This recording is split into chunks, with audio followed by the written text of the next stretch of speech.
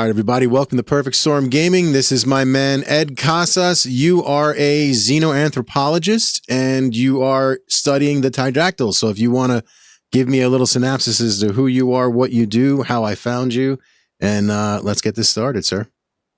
Yeah, I don't know. How did we find each other? Twitter. Like two lost ships in a storm. Yeah, on Twitter. I decided to join Twitter for the first time ever in my life. Okay. And, yeah, I mean, I just joined 2 years ago myself because of the Tridactyls. So I get it. I joined because I started doing this podcast thing other than to add on to the gaming. And I'm like, well, what's the easiest way to contact people? I started doing LinkedIn. Then I'm like, let me try Twitter. And Twitter has been a home run for people. I got Julian Dory. I got Mike Batista through it. I got you through it. Charles McNeil, the O'Leary brother. So Mark Sokol. It's been interesting. So go ahead and tell me about you. What is it you do? What is the Tridactyls for people who do not know? Sure. So, the Xenoanthropologist title is a bit cheeky of me because I almost sort of bill myself as the world's first Xenoanthropologist, which is kind of arrogant of me.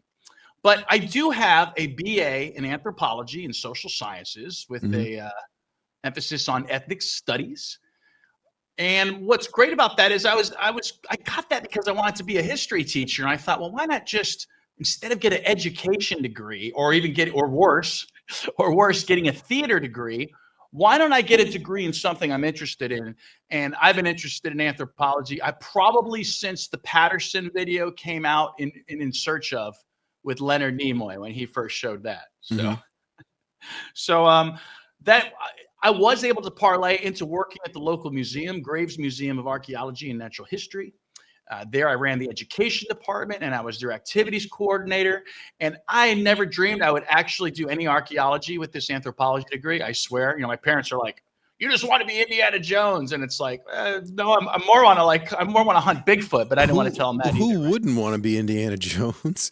You get to beat up Nazis and do cool shit. You know what I mean? Right. But, also I grew up with my aunts taking me to like Native American museums. And I would skip high school and go to the Natural History Museum.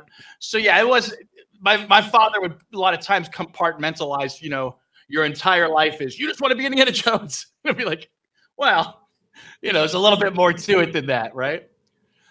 So through the museum, I've actually done paid working archaeology gigs, which included a walking survey with Miami's archaeologist, the late Gary Biter, my mentor. And he brought a Russian geologist with him. Go figure. I think the guy's name was Ivan, but I can't remember his last name. Forgive me. But we went to the Miami Circle. So anybody who is out there who's into this sort of fringe ideas and archaeology, because these things do combine. That's what I'm doing. Check out the Miami Circle. So through archaeology, it was a great experience because we actually pulled pottery out. I mean, in Florida, I can't help but think of how hard it is for me to do the archaeology in Florida because we would have to spend like the day digging like 50 holes or something in the hot Florida sun. So like an example is one day they gave us the choice, like, well, you can choose your own site to dig. Okay. So I saw a tree grove of trees, and I knew that was shady and not so hot. So I'm like, let's go dig there. To be fair, I also knew that local Native Americans would use these tree islands as home bases. And sure enough, we went there and we dug. And while I was on the sifting and my buddy was on the digging, I pulled a nice white shirt arrowhead out of that site. So I always had that memory that sticks with me because when people ask, so you're a real archaeologist, huh? I can't help but just think of that whole moment right there. Not to mention just the years in the museum. And the museum afforded me also, I didn't think I would become a paleontological technician, meaning I did some lab work, which was not really to my suiting. It involves very tiny tools many times that you don't expect, removing away sediment from bone. But it also involves working with Bobby De Palma, who's sort of and he's another guy might be fun to get on the show. Not that he would want anything to do with the Tridactyls. So Bobby is a sort of a paleontological prodigy. He was on BBC's Attenborough, David Attenborough, right? Yeah, he was on that show, and I think he was on some reality show with George St. Pierre, the UFC fighter. So he's my friend, but he's basically ghosted me because of this topic. In fact, all of my former museum people have pretty much refused to take part in this in any way, which is unfortunate because I had an open invitation to go visit the bodies, and I turned it down because I couldn't put together a decent team. And it would be like me going down there and like, getting like the coolest selfie ever, because what am I going to be able to do with those bodies by just looking at them? I guess I could have a greater view of them. But in that time period when I didn't go, I dove into the DICOM files. And it was in the DICOM files, the medical imaging, where I've made some just great discoveries. I've had a few people say that I'm ahead of the curve and ahead of some of the researchers. So let's hope that is true, and let's hope that my information gets out there. So that's me. Xenoanthropologist is the title I use because I do have an anthropology degree, paleontological background, and I'd like to think I'm at the very least a leading independent researcher, perhaps not the leading researchers. I don't want to be too arrogant. Now, what are the DICOM files? What is that? So the DICOM files are the medical files. So, for example, if you go to the-alien-project.com, that's the original South American team led by Thierry Jamin, a sort of adventurer, historical fan who was looking for lost cities of gold, and he seemed to be the authority figure at the site where these near the site where these bodies were found, and so people brought the bodies to him. Now, have they figured out? When I think DICOM, it's digital imaging and communications in medicine. I had to look that one up myself. Have they actually found the real spot where these things have come from? Because I know that the dude they claim, but there's no established. Yeah, agreement. Like the one guy it was too small of a cave for them to have found all the bodies. How many bodies have been found so far? Do you know? Are you aware? I want to say 23, 25. That's just off the top of my head. I sometimes just say 20 plus. We could probably do a count, and there may be some mystery ones out there that have already been spirited away to supposed. And they're all different shapes and sizes. Like I've seen some are insectoid, some are. I mean, they pulled different species out. It wasn't just the humanoid ones, right? I'm going to go ahead and just whoa. Yeah. Let's get the infinite camera out of there. I went to infinity for a second. Yep. So which one is this? Is this the original one that they pulled out where they were laughing at it in Peru and they were Actually, this is one of the original, most studied ones. In fact, it's sort of what they call a sort of a haplotype. It's sort of the I'm sorry if I said that wrong, actually. I think that's a correct pronunciation there. And this is the one that they were claiming was the hodgepodge. So, but this is not the one they brought to the courthouse. So yeah. So we introduced myself, but we got to talk about these things. And you were correct. There are various forms. Mm-hmm. And most of us, this was brought to our attention in 2023 in the fall when two bodies, which I understand to be Clara and Mauricio, if I'm not mistaken. Again, I've never really heard or seen what happened to them again. They might be in possession of local Mexican celebrities. I'm not sure. Yeah, haplotype, is that it? No, it's not it. I'm using now, are those the ones that you're saying that Maria and the one that you just named, those are the ones that they brought out? The two little ones that look just like this they brought out were Clara and Mauricio, I believe, is the name. And those I, like everyone else, dismissed them as what? As people were thinking that they were puppets, that they were puppets, fake, cake. I saw the pictures and I said, next. Right. How many alien autopsies are we going to do this decade, right? These few decades. So I dismissed it too. It really wasn't until someone came to me later and said, hey, did you take a look at these? There might be something there. And I guess I'm sorry. So the term is holotype is what I'm looking for, not haplotype, which has to do with genetics. Mm-hmm. A holotype. So what I'm saying is that they're calling this one right now sort of specimen number one, as far as what they're calling J types, because this is Josefina. So they're using Josefina as the standard for what I like to call the Tridactyls proper, because there are larger human hybrids, and we can look at those too. I have this particular file loaded. This is the actual 3D DICOM file. This is not just some graphic. The one that you're spinning around right here. See, I thought when they brought these out and then they talked about the implants, they talked about that like initially right away, didn't they? That they had implants. They talked about the eggs in the body. You can see the implants right away. You can see hers on her chest. We can zoom in. And that's when I knew. I was like, you know what? I think this might be legit. Like I know it looks stupid. I know they look silly, but again, like I said to you before, I wouldn't know a goddamn alien if it dry humped my leg, and neither would anybody. Just like they're like, oh, well, you know, some of the times they're like, oh, the pictures of the ships are too good to be true. What do you expect? We've been asking for this stuff finally. When we finally get it, there's a I know. I feel sorry for Bigfoot fans, because they always say, like, if there was a body, I'm like, nope. Making it matter if there's a body. Right, because they're just going to, initially, the first thing they're going to do is they're going to say conspiracy right away. They're going to go conspiracy, blah, immediately. Blah, blah. Do you know how many conspiracy, and like I said, I'm an independent researcher, so I should probably clarify, nobody's paying me to be here. Right, and look what they did originally. They started right away with the making them cake and cutting into them and all that other. Oh, it's awful. The puppets. Well, you know, it's funny. It's not just my interest in this that drives me. It's this fight for the truth, and what I see is some sort of like, I don't know, propaganda plan to poo-poo these things. And we all know that the propaganda plan exists. You see it every day with this stuff. Every day. I'm not a conspiracy theorist. And so for me, it's hard to bite into that. But at the end of the that's day, what I've seen. That's what it seems like. What's the definition of a conspiracy and the truth? 6 months?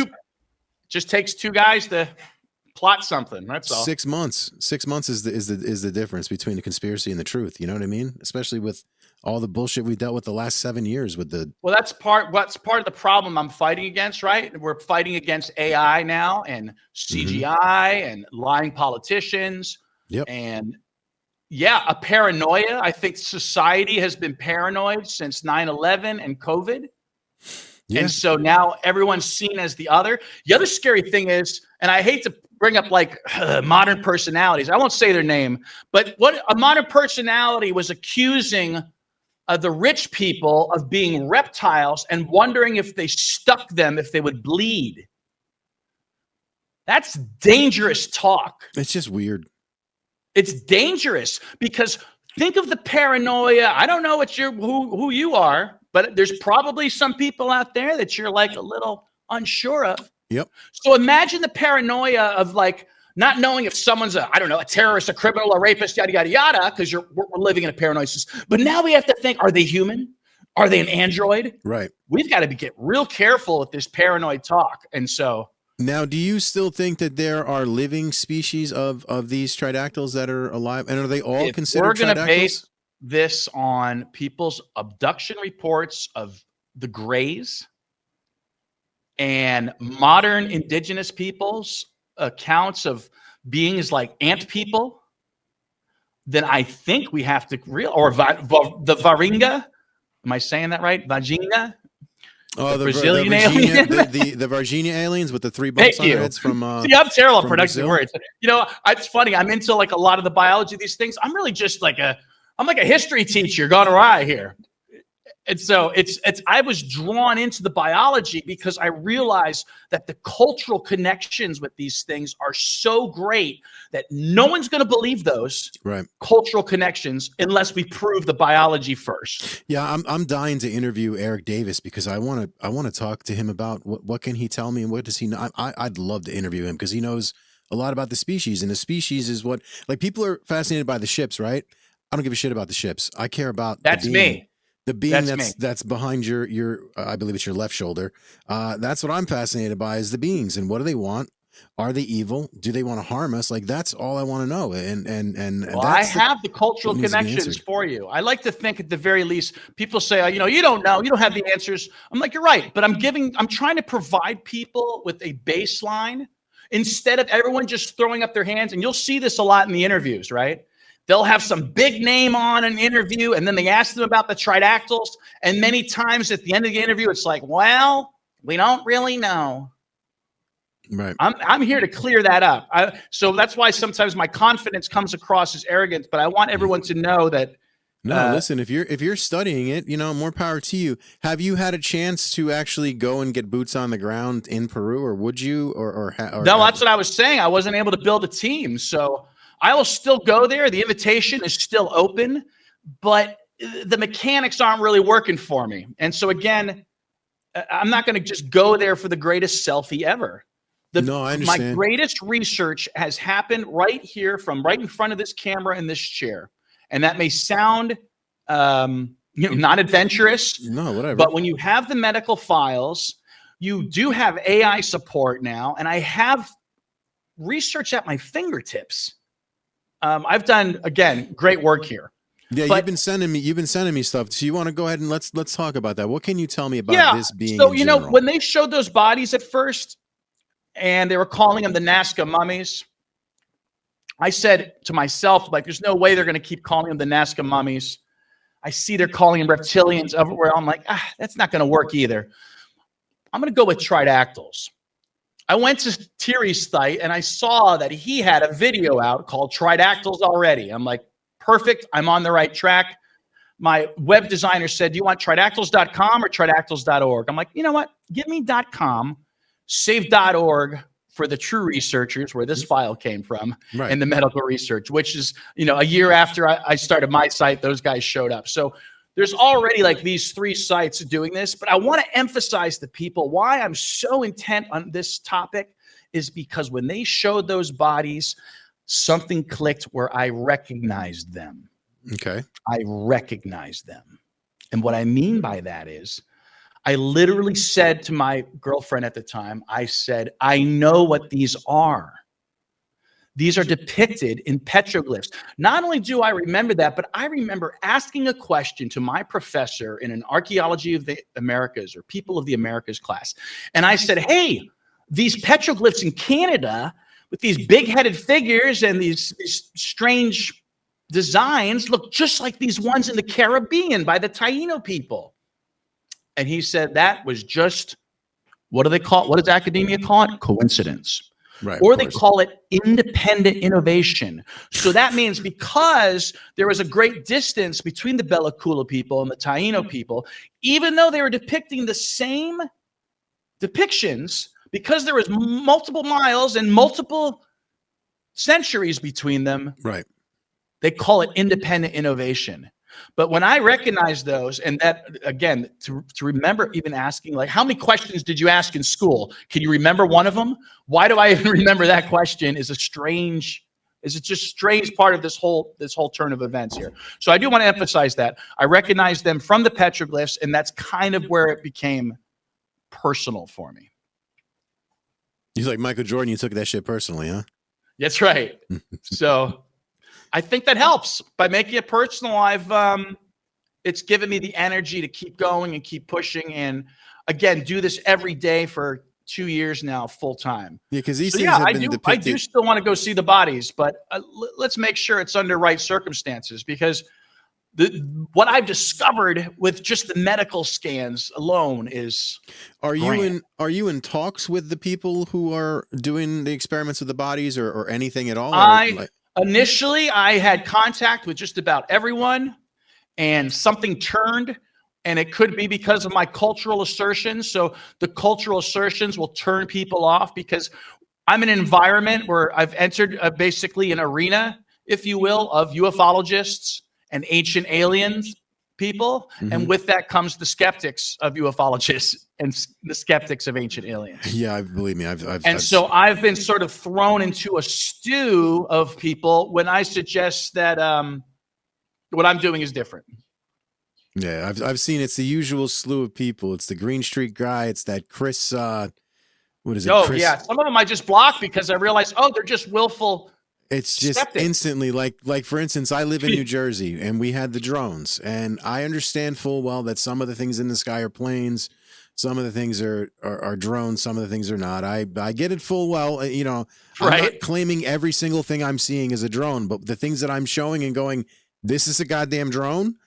they're still going, it's a plane. I'm like, okay, go fuck your mother. I don't care. Oh yeah, I definitely have that attitude with people because there's this. I can't tell sometimes if it's willful too. It's a willful gaslighting, and I guess part of it, what gets me really mad, is not that they're doing it to me, is that I think, oh, this is something they do all the time to people. Right. But they pick the wrong huckleberry. They don't even give the people a second to and explain. the fact, and it's who they're attacking. They're attacking Dylan Borland. They're attacking like David Grush. And those are two people that I personally think that they're legit, in my opinion. I might not think Lou Elizondo is legit. The only answer to the grifters is that, to sell a book and make money, Well, they got to make money somehow. You got to put money. I mean, there's no sin in making money. And, no, I'm a capitalist. I have no problem whatsoever. now, granted, I think I was watching the Jeremy Corbell interview, and the gentleman, what is it, Lakitsky, what's his name?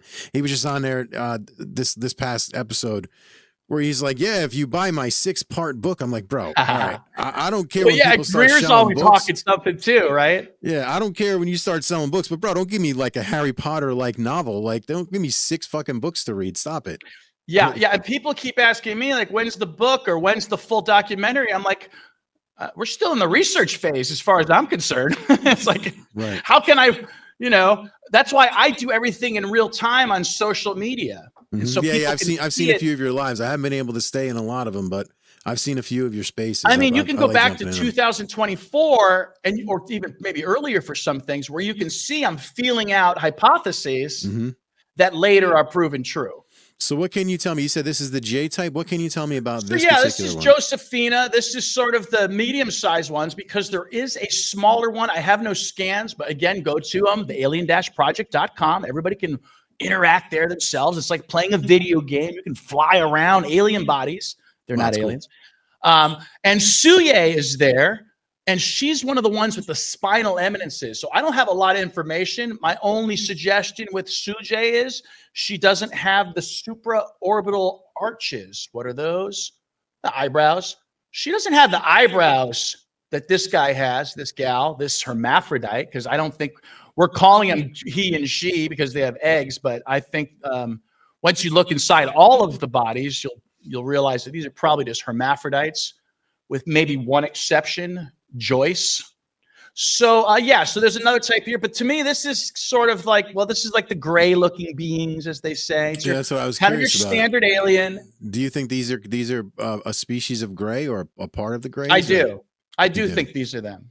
So you think these are legit the grays, like the ones that snatch people out of their beds? Well, these and the hybrids, right? The hybrids are just the ones with the more elongated heads. And how many abductee reports or alien stories mention multiple types anyway? So but I'm not a ufologist, so I can say that I'm less confident that they're the grays and more confident of who they are in history.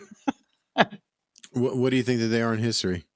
I think the best name for these beings from our group mythology is probably the Naga or dragons. You think those are dragons for real? So now when people think of dragons, they think of the Western myth of the dragon. But to the people of Southeast Asia and China, for example, there is a tribe, I believe in Myanmar, which Maria has Myanmar DNA in her. And this tribe in Southeast Asia, not Africa, does the neck extending. And why do they do that? To emulate the dragon mother. When Confucius saw Lao Tzu, he said, I saw Lao Tzu. He is a dragon. If you notice some of the early depictions of Chinese gods, I think Shindong is his name, is a horned being. So what I'm suggesting is, yes, that these are the ancestors, not aliens.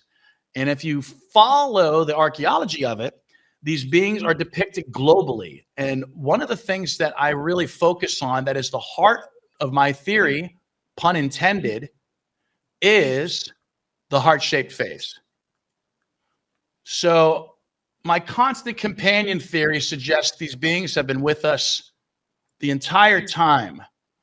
So one of the things I noticed that's depicted in the archaeological record is the heart-shaped cordiform face. And you can see right here, we can maybe play with the shadowing. There's a nice view of it. So I'm just going to follow around these two. Yep. Here. I see it. Well, what I started to piece together, looking at the work and the assertions of other archaeologists, is that these beings, these heart-shaped beings with tridactyl limbs, found in Bella-Coolicana petroglyphs, found in the Taino of the Caribbean, that they were also associated with spirals. I know modern ufologists are like, it's a portal. You know, the word portal didn't really get popular until like 1994, I think it was. Mm. What's a spiral? So a spiral is a universal sort of design in petroglyphs, a spiral design. Are you familiar? I draw it for you. Yeah. No. I get it. So is that like? So they were found with spirals, which we can assert might mean water, might mean serpents, might mean water serpents. They're also associated, yes, with snake imagery, horned serpents, and mother goddess imagery. So if you go to some of these sites, in fact, it's a common petroglyph, again, globally, mother goddess imagery. Many times a strange shaped headed being is giving birth, or a tridactyl stick figure is giving birth. Now, again, these aren't just my assertions. These are the assertions of others. Usually what I'll do is I'll try to find previous research. And if I find something that's confirmation bias, that I say, okay, good, that's what I thought. Let's move on. And that took me all around the world, just this heart-shaped face, where you can go look at the Syrian eye idols of the eye goddess and their little ET-looking figures.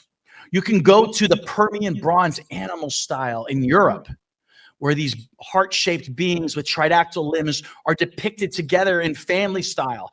You can go to Japan and look at the ceramic dogu, which are of the Jomon people, which are hyper-realistic clay depictions of these things. Wow. So that was the big part of my theory, which is kind of ironic, is that heart-shaped face is important to my research today as I go into the bodies looking for juvenile forms. So, yeah. Now, what about the eggs that are in this one? Has eggs, right? Yeah. So, you know, let's definitely move forward here. Let's think about what Neil deGrasse Tyson said about these. Do you remember? I do not. He probably said they were fake. He said he doesn't believe what? shit. He doesn't believe shit, Neil deGrasse Tyson. Yeah, what do you think he probably said, though? They're fake, obviously. Yeah. So what he said was specifically, it was like, oh, well, come on. Why do they look so human?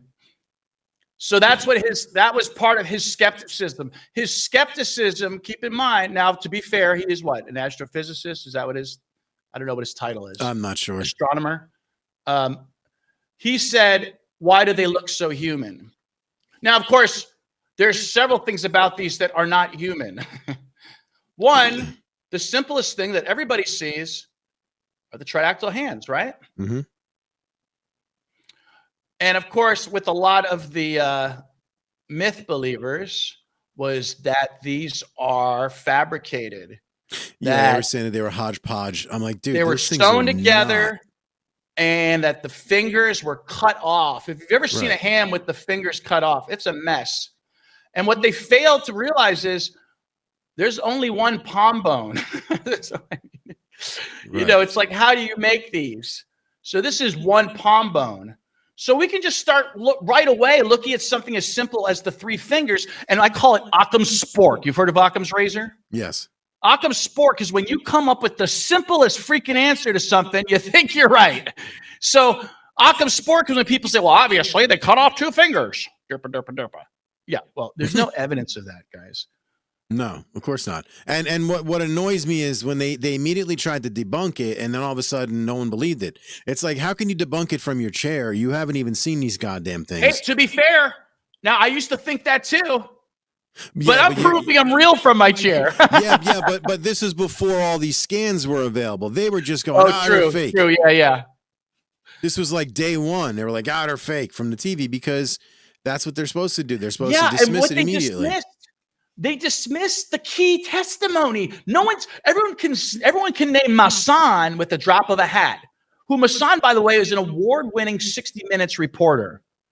60 Minutes reporters are known for their credibility, not for their. Now, granted, he got something wrong, and he owned up to it. You know what I mean? It wasn't like he was like, it's still real. Right. He's not like, it's still real to me, like the wrestling guy. Right. He owned up to it, was like, I fucked up. My bad.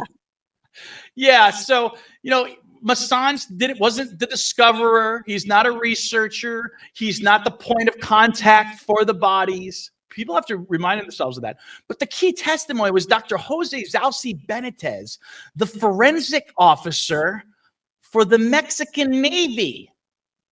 Now, I think anyone who says anything after this gentleman already swore that these were authentic is just playing Dunning-Kruger, right, or a straight up conspiracy theorist. Because if you're going to point all of your attention, or they're Richard Doty, you're conspiratorial yourself, or they're Doty, they're put there to basically right. That's what I mean. You're actually part of it, right? So if you're focusing on Masson and not a forensic anthropologist who studied the bodies, we got problems. So that's sort of, again, it kind of becomes personal. Like, what is going on here? I also focus, people are like, South America, Mexican, how those people are. All right. If we want to side with your bigotry, in Canada, there's Cliff Miles, who is an established, published paleontologist. So again, coming from my background from the museum, having an anthropology degree, being a paleotech, hearing these guys talk, I can at least appreciate what they're saying. I can look at the scans, read Miles's report, and come up with my own independent but professional conclusions, which is what I've done.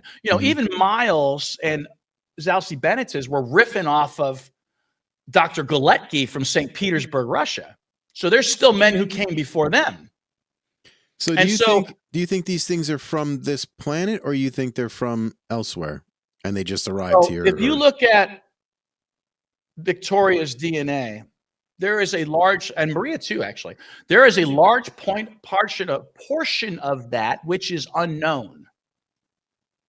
So it doesn't match with the database of current biological life forms. Mm-hmm. So using, again, AI for some simple math, and again, we're just trying to put together a baseline. If you were to extrapolate that unknown, you would have to go back hundreds of millions of years before we came to something that was known. Right. Now, if you look at this suite of morphological traits, and what I mean by suite is, again, Tyson and let's not blame Tyson for not knowing, but let's blame people for speaking about crap maybe they shouldn't have, because they did harm. So again, we have a singular forearm here. That's not something. We have a singular lower leg bone here. That's not something you see in human. Right, and what I mean by a suite of morphological traits is that we have something you see this Thanksgiving, which is a sort of furcula or a protofurcula or a clavicle or a fused clavicle. I like the term furcula because it's a one-word Latin thing that a lot of people understand. We can argue about its being a protofurcula or it's just two clavicles. Do they all have the metal implants right under the collarbone? No. Or just that one? No, several of them. I want to say 3 or 4 do. And it's funny, you asked about the eggs. They tend to be with the egg carriers.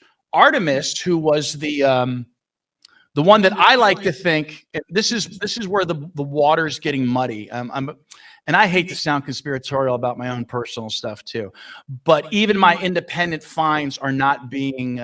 You asked me if I was in touch with the others, and I feel like I lost touch with them, and there might be some. I might have a credibility issue with them because they're not really sharing or even commenting on my finds. Little concerning. But anyway, moving on. So what do you think that they're trying to hide what you're finding, or they're trying to like discredit what you're finding? What do you think? I think what do you think it is? It's probably just jealousy, maybe?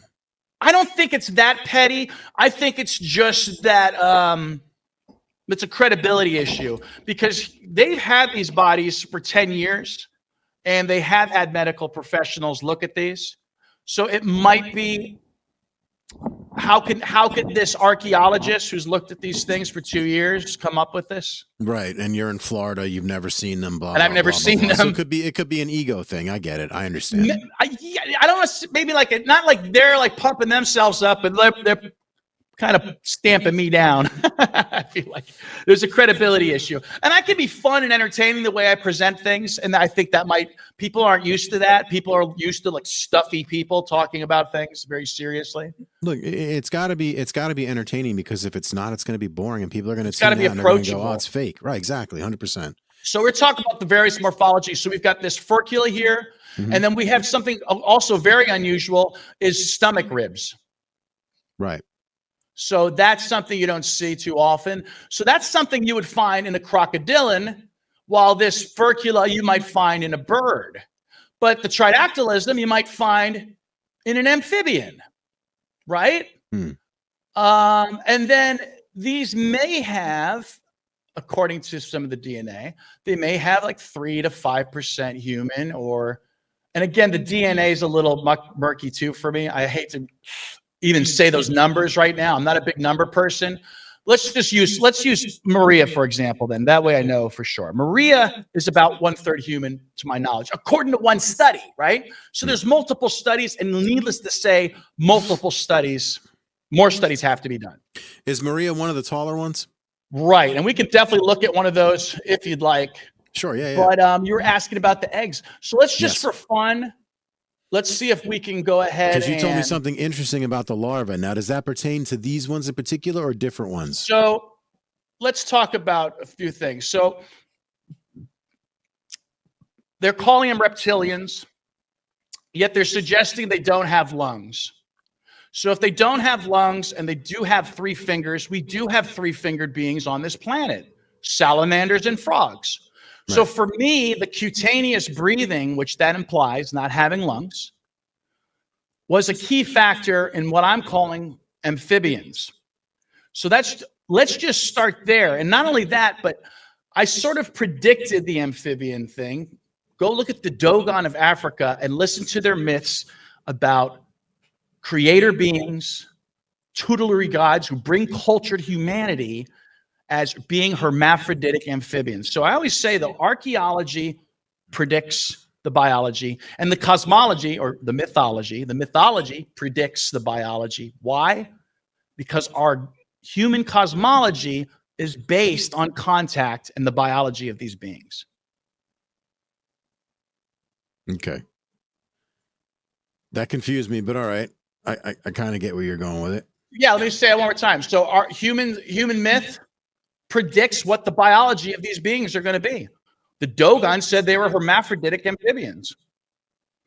We have these beings here, right? And they seem to be hermaphroditic amphibians. I guess part of the message is we have to start listening to these myths and legends with a new eye, a new ear. But a lot of the problem is a lot of that stuff's been wiped away by things like the Smithsonian, the Vatican, all those like cultures and all that stuff. All those stories have been, silenced and quieted and swept under the rug. How much of it was just evolved and rewritten? Right. And changed. Right. So I have a saying too. I say there's one human belief system, and it's just watered down. And essentially all of human religion, in my opinion, boils down to ancestor worship and I hate to use worship because that's been misused, ancestor reverence. That's all. Mm-hmm. It's all about ancestor reverence. So we just did a nice coronal cut here of the rear so we could get a view of those eggs. That's crazy. And Artemis has, not this one, Artemis has implants all down the center line here. And I wonder if these ones with the chest implants came afterwards. And I had suggested that Artemis had all these implants because, again, we're going with my amphibian theory and the fact that I like to think, one of the clearest first images of a Tridactyl larva. And again, Thierry, when I first shared this, also reshared it and said, wow, look at this. That's why I have to screenshot things too, because people don't believe it later. But yet no one like shares that one image. None of the other team of researchers. I find that strange, don't you? Yeah. So it's another way this has become personal, because not only now do I have to like demonstrate these are real, but I have to demonstrate that, yes, these are real. And I'm the one saying it, you know? So you asked about the larval forms. The question is, can we actually see them right now on a random scan into this being? Will you just put me on the spot here?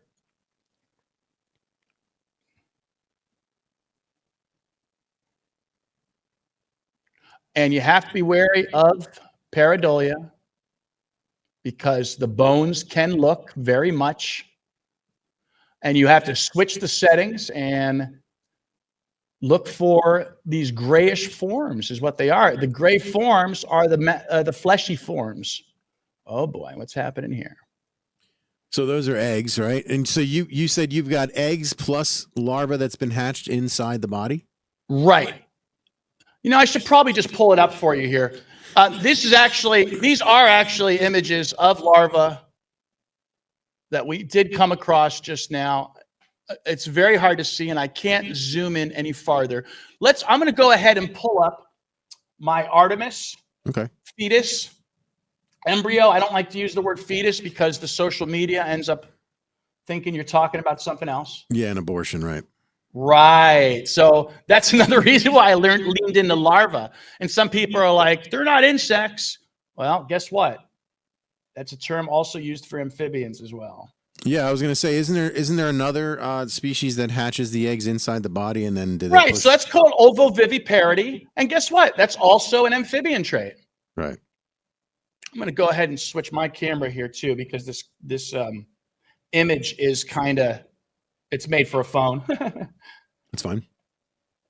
Let's see. Bluetooth disconnected. Whoa. Bluetooth pairing. Bluetooth connected. OBS is cool once you figure it all out, you know?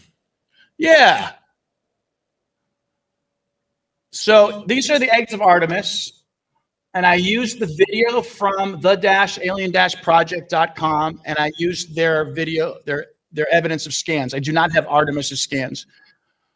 And what I noticed was that it looked like the egg was broken. Right.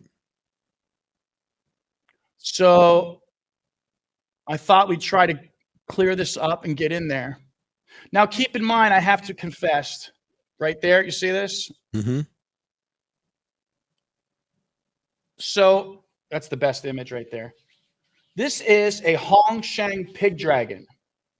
This is one of the pieces of evidence that I cite that the ancients were well aware of the amphibian nature of the Tridactyls and the metamorphosis that they would go through. And you can see my cordiform shaped head there. And what is that? That's formed from some like jade or something like that? Some type of yeah, typically jade or a greenstone is used. In fact, you can kind of find this greenstone complex throughout the whole Pacific Rim, which is why I suggest that whole Pacific Rim could really be classified as its own, as a unified cultural region. But my ultimate goal is to demonstrate not just one human religion, but one human civilization that radiates somewhere from the homeland of the Naga and the dragon beings. Wow.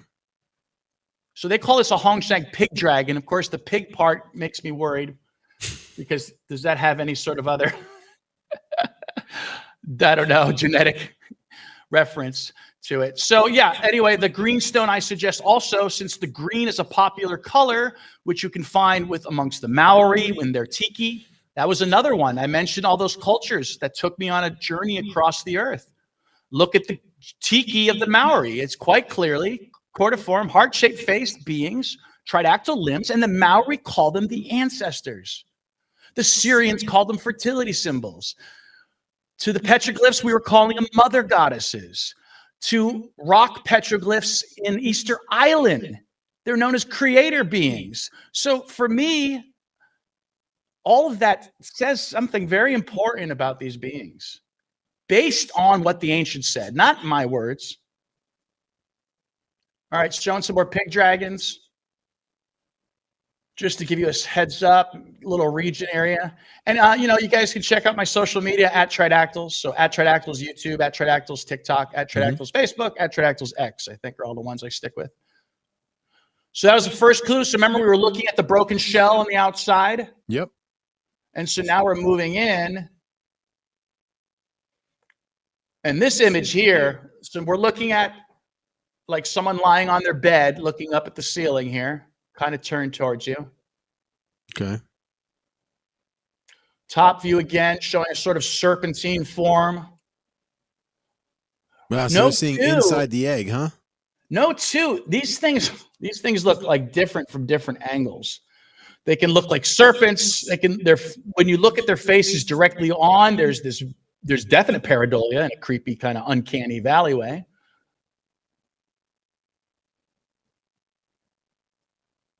So there's a face. And I also suggest that even this image here is sort of the origin of, this is why we suggest they're the Naga and the Cobras, or right.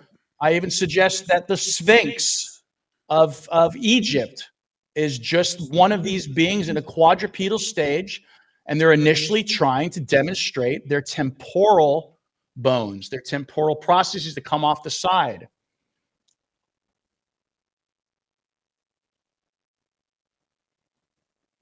Wow, that's crazy that they could see inside the egg.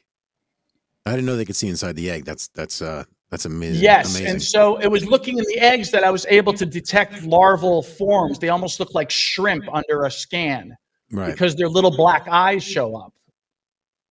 There we go. We're starting to see. Oops, we're starting to see a body here. And when I go back and look at these videos, a lot of times I find other things. So nobody has, those people who are like, who actually have hands-on, they've not done all this stuff. Do you know what I mean? Like they've not recognized this, or they don't. So again, I don't totally fault them, because I'm coming from this. Let me put my camera back, right? I'm coming from this from an archaeological standpoint. So I admit it. I have these people at a disadvantage. So since I recognize them, I feel, from the petroglyphs, and since I was able to make these further connections by understanding, and here I have one here, by understanding the Hongshan pig dragons were depictions of something that I already suspected were amphibian. And we see in the Artemis video that it appears to be ovoviviparity, meaning it's hatching from within, right? Right. And then what do? Do they give birth to them? Do they eat their way out? Like I think there's a couple things involved here. We'll just let this play out. This is actually, it's done. That's the earliest one. And I took the liberty, since Thierry commented on it, but we weren't really sure. I have a paleontological friend. I also have a paleontological adversary who, like, in the Reddit groups, everything I post is not what I say it is. Everything I post is pareidolia. So I got annoyed with him on that last image, because I'm familiar with seeing dinosaur babies and eggs. Right. And I was like, my man, that's like basically like a dinosaur baby and an egg. Right. And he wasn't having it. And let me guess, he debunks every little thing you say and do. And Yeah, I mean, he's been a little helpful. I do try to learn from people. It's unfortunate that they have many times an adversarial tone because I can't work with you. Right. But I try to learn many times from these. In fact, skeptics have sent me on many a journey. Like, why is the skull and the cloaca appear to be joined together uniformly? Is he connected to the actual research on? Not that you're not. Don't take that as me dismissing you, but is this person connected to like the actual research, or he's just some random ass person? He claims to be like a paleontologist in sort of training. So he's whatever he knew CIA, my friend, he's so whatever CIA agent was assigned to you to fucking make sure. That's basically what it is. People say weird things like that. Yeah.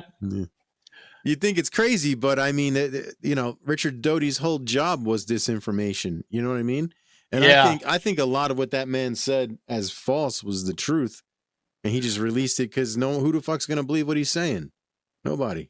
So I like to say I take people on Tridactyl larva hunts, alien larva hunts. So, and I can't seem to zoom in any farther. So what I'll do is I'll see like this one over here, and I'll mark it so that maybe I can take a look at it later. Ooh, it's not responding. The program's not responding right now. That's fine. And are there new bodies that have been pulled out of the earth? Have been something? You said there was 20 something of them found, right? Here we go. So I just marked this spot right here because to me this very much looks like it could be an eye. And this could be the rostrum.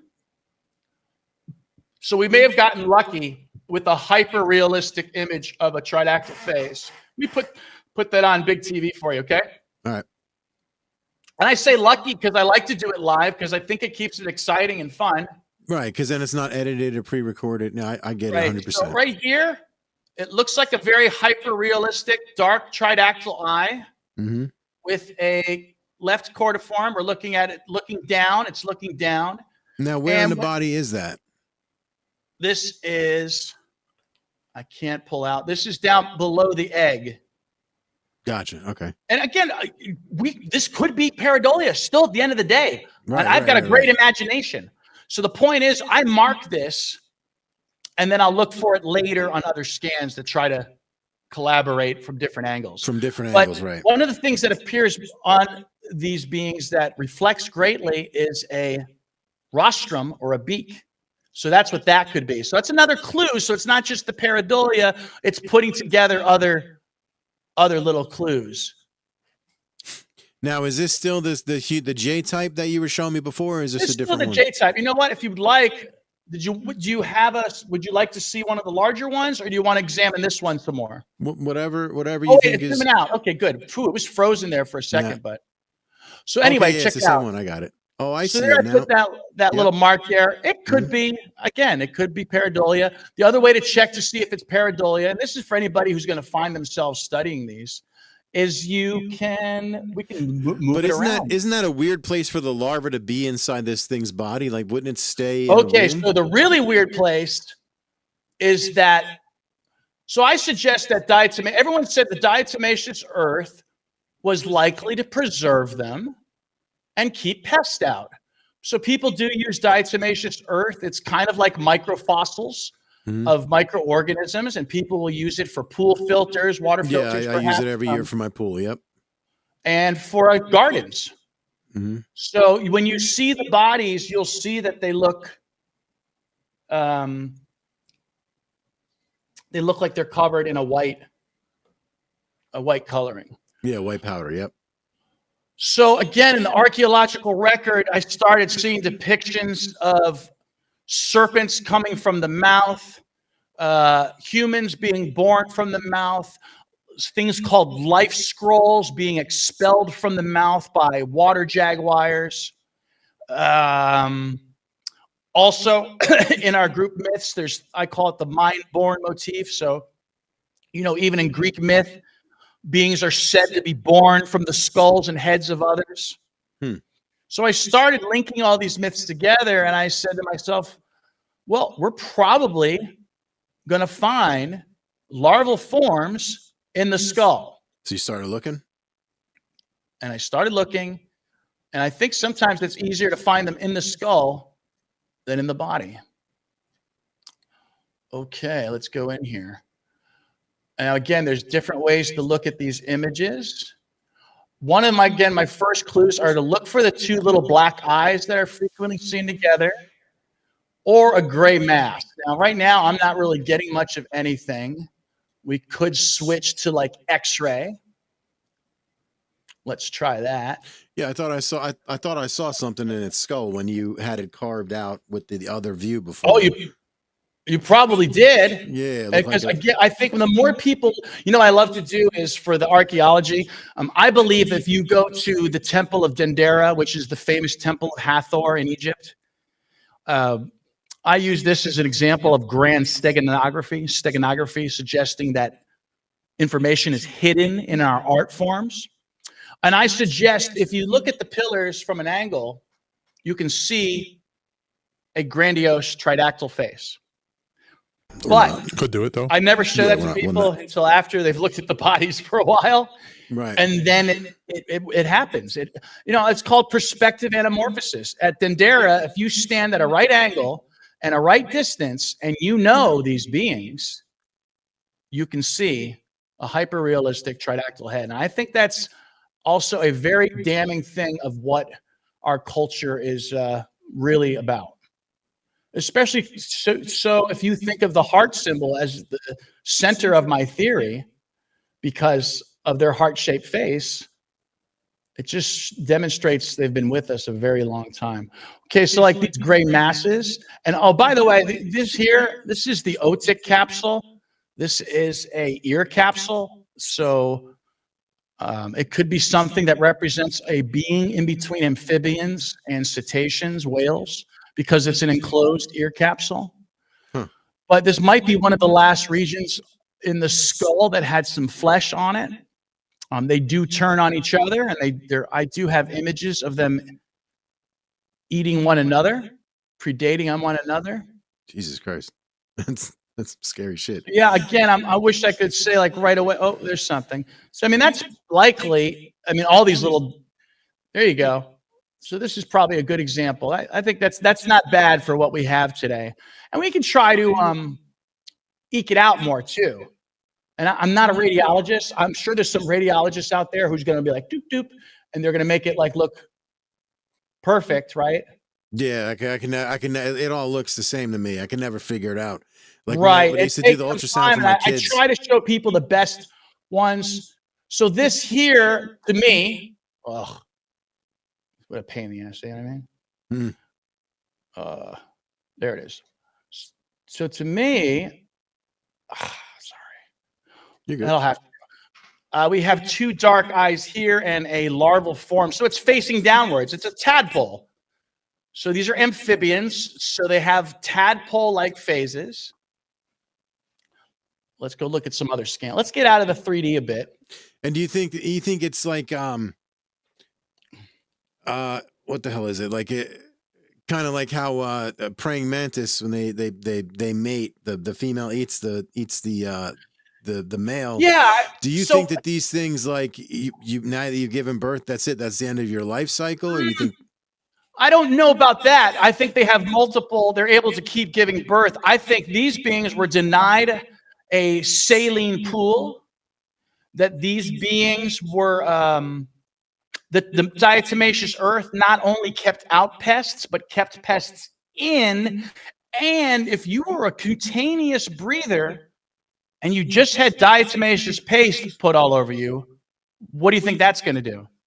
It's gonna basically drown you. Now, hold on. Do you think that these things? Do you think that these things were that they had the DE put on them while they were alive still, or like? I do. So you think like humans captured them, threw them in the cave, buried them alive, and called it a day? I mean, maybe not. Maybe it's not even that nefarious. Maybe it's. Yeah. Like, do you? Yeah, I'm curious. Like, do you think these? The reason I say they did it while they were alive is that all these larva forms are in here. So we're looking at a sagittal view, and maybe you can start to get an idea of things a little bit more now, just from this. So again, any people out there who want to get into this research, you go to tridactyls.org, and I'm looking for the black dot eyes because they're not going to be as reflective. They're going to act like air or water. Mm-hmm. And I'm looking for the gray masses. And so just right here, these gray masses tell me that these are likely different stages of Tridactyl, just from afar. We were just on the other side of that face. That might be the same one we were just looking at. Let's zoom in on him. That's why it's good to mark them. So that might have been the one we were just looking at. Now we're looking at it from a top view before a side view. And we can try to, this is a little bit easier, I think, to adapt, I think. Let me get to because it looks like it's got eggs and larvae in it at the same time. So that right. means that it continuously, they just continuously make eggs? Well, I suggest, too, that they may have a very strange vertebrate morphology. That is, they may be born pregnant. They may be born with eggs already ready to hatch. Interesting. So this is likely one here. And again, maybe the layman's not going to recognize it, but I can see two black dots. And again, I can see the cordiform ridges. So you can look around. We can mark it. And look, that's like its face looking right at us, quite possibly. Yep. Does it have, do they have teeth? They do. I do believe I spotted fangs on the larger ones. And even in amphibian biology, some tadpole species. See what we're looking at here?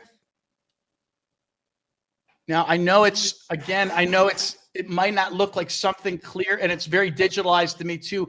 I guess part of the point is it's definitely something. Right. But from what I can see, there's probably eyes here, and this white part here, look at that. That's just a close-up of a foot. Unfortunately, very digital. But you know what? Ooh, look at that. You move it around and you get different views and you start to put together a picture.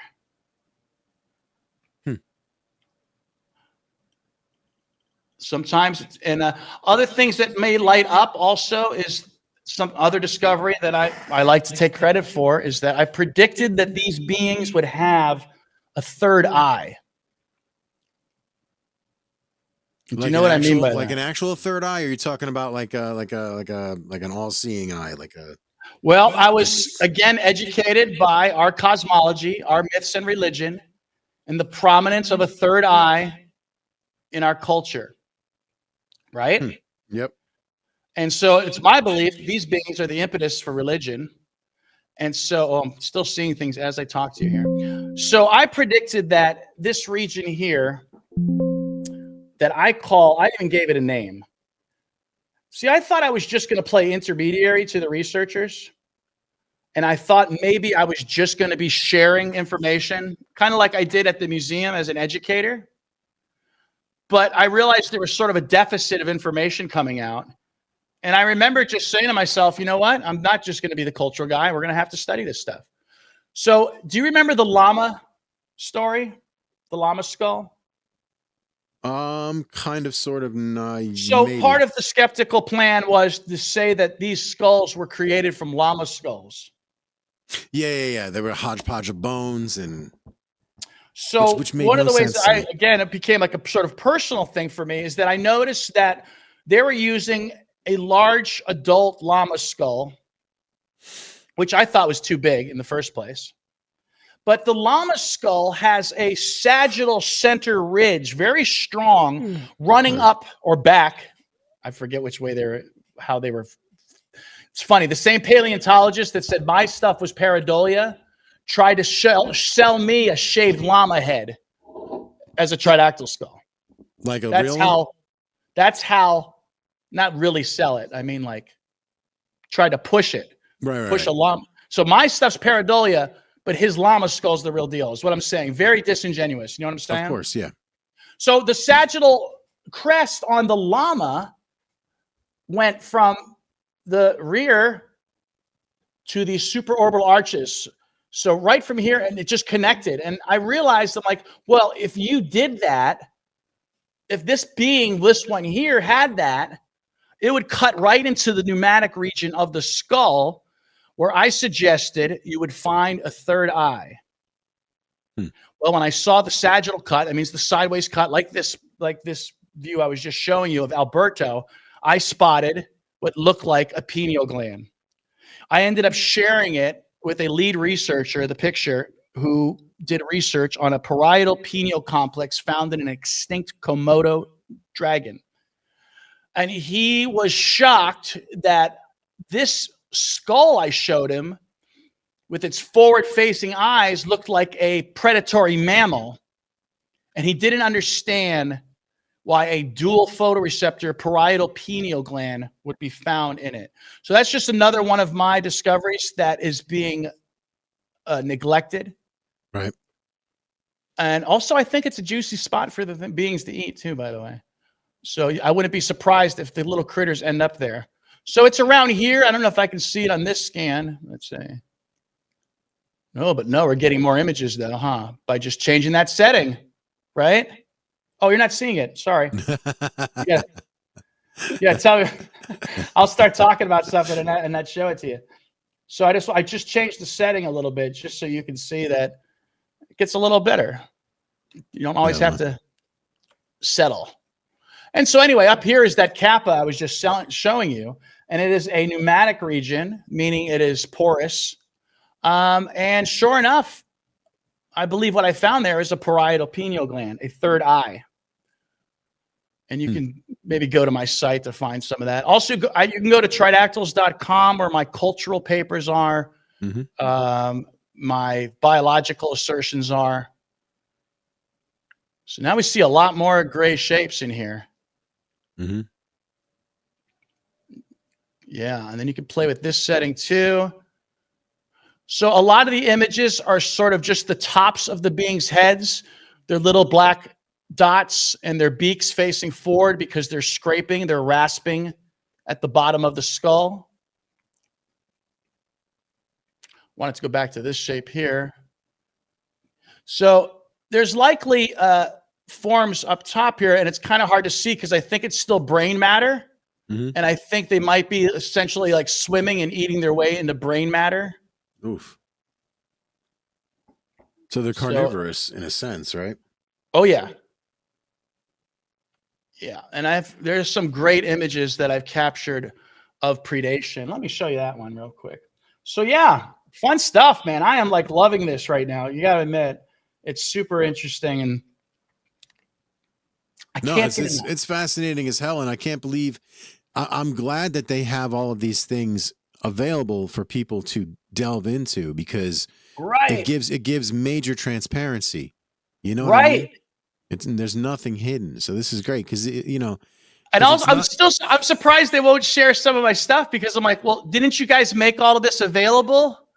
Right. And it's crazy that you're the only person that's seeing it. I'm sure they're seeing it too. They're just kind of sweeping it under the rug because they might be, but again, I'm gonna go with there's a saying. It's something like never consider something done maliciously that could have been done with neglect, Right. So I'm going to suggest that they don't know it. It's too absurd, but all you have to do, if you consider they're amphibians, and some of this starts to make sense. So where do you think we go from here? Like, what's the next step with it? What would you like to see done?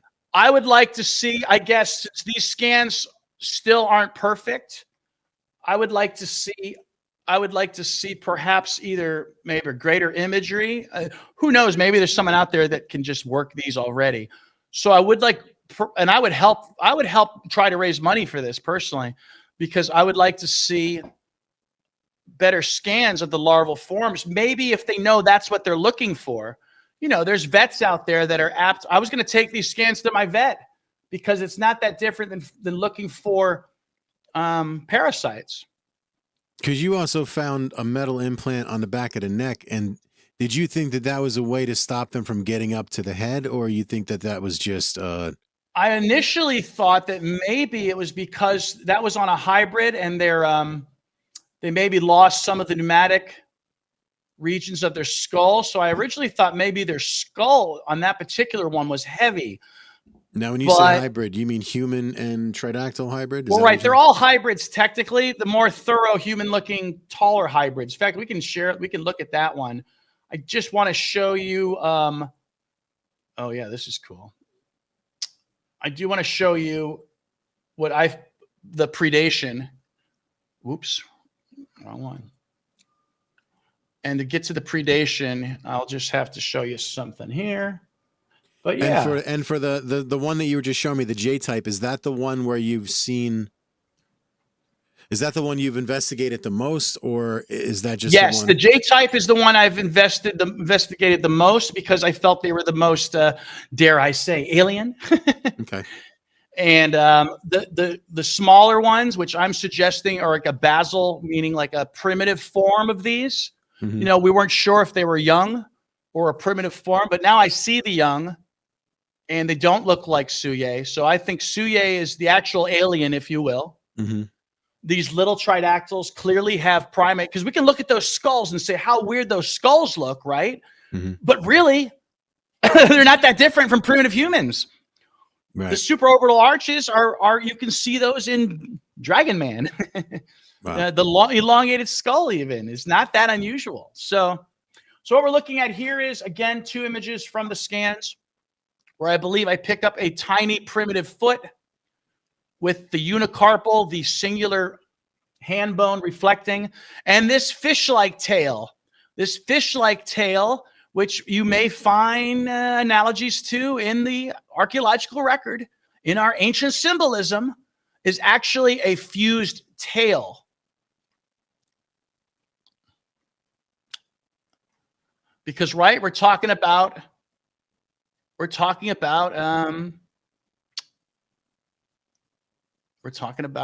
amphibians.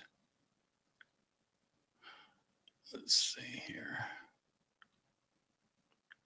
And if you go to all my social media is like 99% tridactyls or history related. I try not to like bore people with other. So here's a couple of shots, and I do have a report. And what's fun about my report is that I add to it. Look at this strange petroglyph. Isn't that weird? Yeah, what is that? Well, one of the things I noticed that we tend to neglect, even on my model, is that the back of the skull of the tridactyls is like bilobed, sort of implying a two-brained being. Huh. So here's 3 images. They've gotten progressively better. Starting with this lower, you can't see the one on the left because I'm in the way. Yeah, the beauty of OBS, right? Yeah.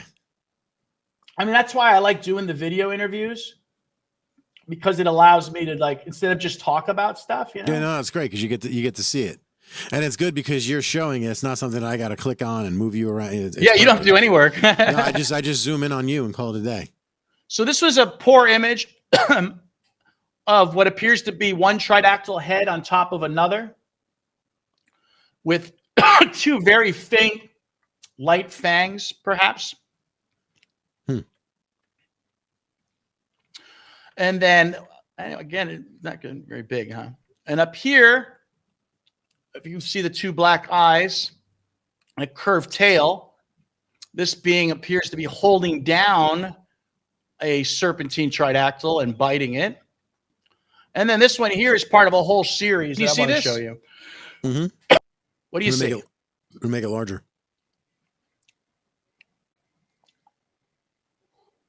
What is that? Okay, and we'll hopefully see more of it as it moves.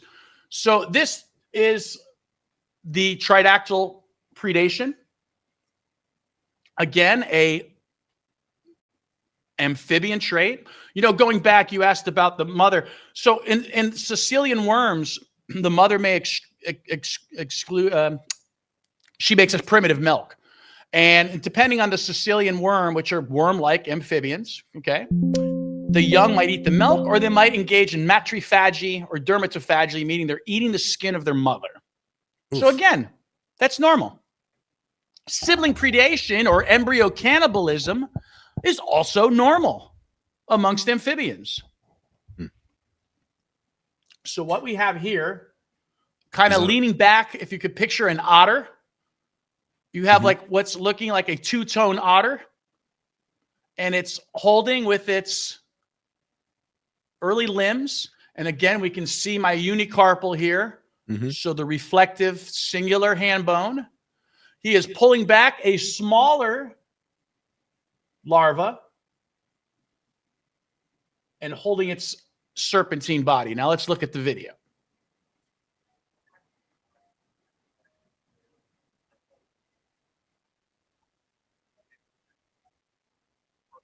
Holy shit. This was found tucked under a rib.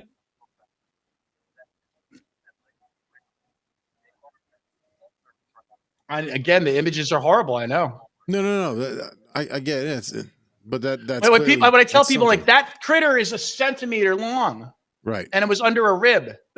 So I mean, the little head of the little guy is only a millimeter. Every now and then, you'll see the little black dots of the eyes of the little one. His little beak might pop out.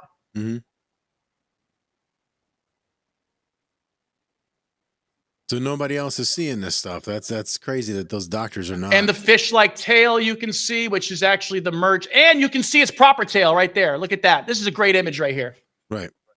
So he's holding with his little hands.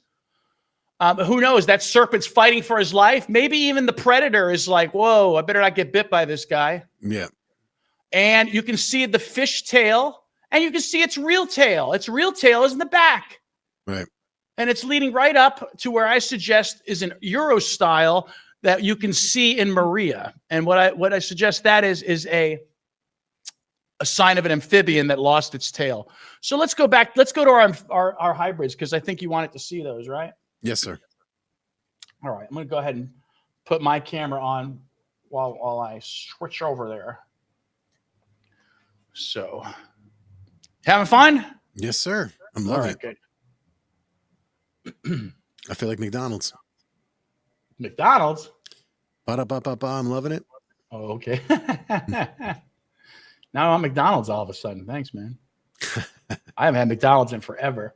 So what I'm doing right now, I'm just loading the next file. Currently, just so you know who I have on stock, I've got Josefina, Alberto, Victoria, Luisa.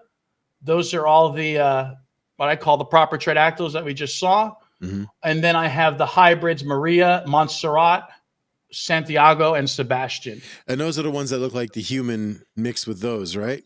Yeah, all those are the more human ones, and the Sebastian and Santiago are the what look like children. Well, that's freaky. Yeah. So we're loading Maria. Like human children, or they do kind of are like dwarfs. They look kind of like dwarfs. You know, when I saw the metallurgy on these beings, it made me think of the Yaksha of India, which are sort of Naga parallel beings. They're dwarves that practice metallurgy, just like the Western dwarves. And when I was looking at a video of a gentleman examining a temple in India, I saw a little statue of one of these Yaksha dwarfs, and it appeared as though hidden within it was a Tridactyl. You serious? Yeah, so I have a lot of stuff on steganography where I suggest that the ancients have been hiding this information in our art, as simple as our heart and as deep as human written language. Wow. So I have a theory, I call it the Theotherianthropic grapheme theory. That's a mouthful. I purposely did it annoyingly long. And basically what I'm suggesting is that the alphabets of the world are depicting these beings. Our symbolic language, from hearts to paisleys to floors to the ionic columns in our architecture. Yeah, so what did you think of this video? What's that one? The predation. Thought that was pretty cool because you could see there's a good view of the head right there. Yep. Let's see, I can play with OBS too, right? Yep.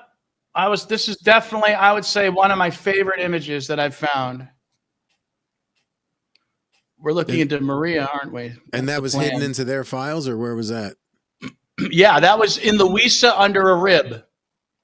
And again, I looked at her body for 3 days before being able to eke that image out. So it's not like when people ask me, like, well, how come the researchers aren't finding it? Well, it's 1 centimeter. They got to look for it's it. there. They got to look. Yeah, for they're not it looking anyway. for it. It's okay. But we just got to give me a little credit. Look at this one. This is one of the best faces I've found. Yeah. This is emerging from a leg. This is like photorealistic here. Those are the 2 dark eyes of and that face is 1 centimeter wide. That one's bigger. So how big is that one being? You said that's in its leg? That's coming out the leg of Montserrat. So what they're doing is, maybe this is why Alberto has a implant in his hip. They're burrowing through the body to get out. In fact, look at these marks here. These I think I just screenshot these yesterday. That's why I say the research is happening. Oh, the November 5th. So I guess, was that 2 days ago? These are obvious, like you would see in an insect world. These are boring marks on the inside of the skull. And it's as though they maybe have patched up Luisa's eye with the concretion. Huh. So you think it came out of its eye? I think they burrowed their way to get out, and I guess you could hope they died on the outside. I don't know. They probably were looking to get to water. That's why I joke about this one picture here, this being burrowed through the leg, only to pop its head through a little hole. The white part around it is the bone, and to be disappointed that there was no saline body of water there. So you think it was trying to get out through means of like basically protecting its own life? What? And then you think it tried to burrow its way out by means of protecting its own, like it was trying to escape the body to get to safety. I mean, it might eat as much as it's full, but yeah, I think I don't know if it's supposed to go that way biologically, but I think it's an insurance policy. So if the mother dies, we still have the chance of these beings to continue. So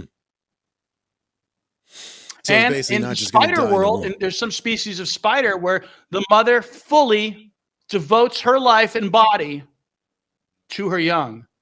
And in octopus world, there's some species will shut down. The mother will begin to die.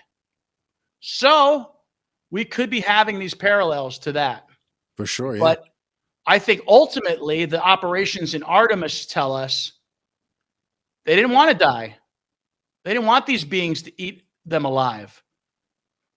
In Alberto, another discovery of mine, I hate to, it feels like I'm tooting my own horn.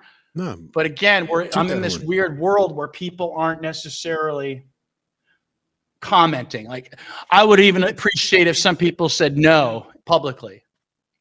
Right. Or you listen, you'd expect the people who are looking at these things every day to kind of take some of it seriously and go, okay, we put these things out here for the public to look at. The public, you, is looking at it.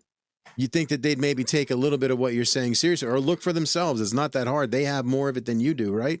They've got access to way more than you do.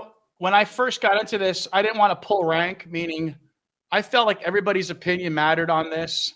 But I was arguing with somebody on Reddit, and the guy said to me, well, maybe if one of us was an archaeologist, we'd have a leg to stand on. And it's like, oh, well, yeah, I am an archaeologist, right? But already people are moving they're moving the goalposts. Because now that they know I'm a former archaeologist, now it's like, well, what does an archaeologist know about this? But it's the archaeologist who found, and here's another one for you, the parallels. I'm always super careful holding these because I'm a klutz. They go flying out of your hand and break. Yep, always. So here's just another example of a Hongshan pig dragon, a larval form, which seems to suggest that they knew. And even this one here, I'm finding a lot of this exact same sort of shape where they're just kind of pressed up against the bone, maybe at the base of the skull, on the floor of the skull, and they're feeding. That's crazy. So we were going to look at Maria, I believe, is what my last thing I said. Yes, sir. All right. Okay.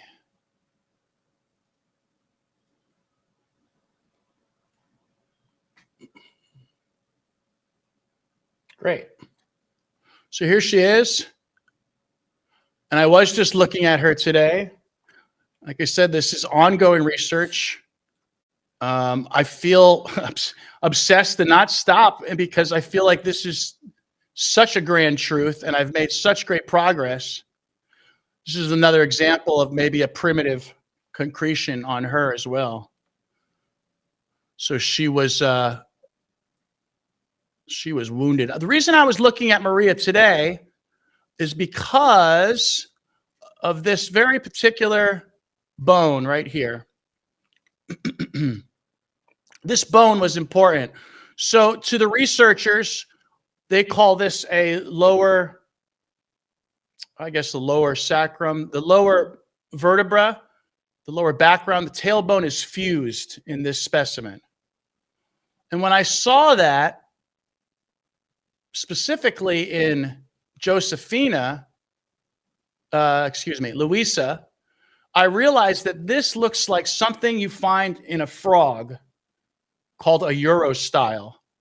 And a urostyle is a long, skinny bone that is the result of the species resorbing its tail. So that tail I showed you on the other specimen. Maria also doesn't have a navel. So between that tail and not having a navel, it sort of implies that Maria could have been a real-life mermaid. Holy shit. Really? Or at the very least, one of those weird little larval forms we were just looking at, right? Right. So you think Maria had a tail at some point? Yes.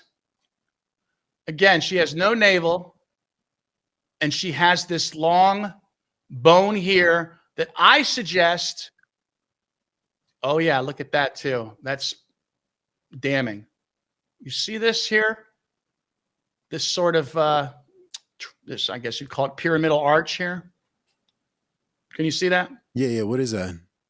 That's the base of the urostyle. This is exactly, well, this is mostly what I hate to use the term exact. It's so like demanding. It's very similar to that of you would see at the base of a frog. Again, a urostyle. So to me, the urostyle was a big part of my amphibian hypothesis. Cutaneous breathing, tridactylism, urostyle, ovoviviparity, metamorphosis, predation, matrophagy. It's all there. Huh. So Maria's probably the favorite of the researchers. And I think the main research team focused on Maria because the little ones were so unknown and unusual to them. Right. But basically the little ones are so unhuman looking. This one looks like They're some so type of and remember what Tyson human hybrid. said. And what have we seen?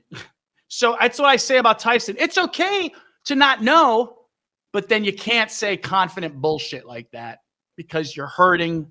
You're just making my job harder, right? It's my job. My job is to prove to people that these are why? Well, I got the damn degree. Okay, I'm going to use it. Yeah, it makes sense. So I just hope to bring some credibility to all of this too. But again, they're already moving the goalposts on me. So before it would have been like, if only we had an archaeologist on this. Right.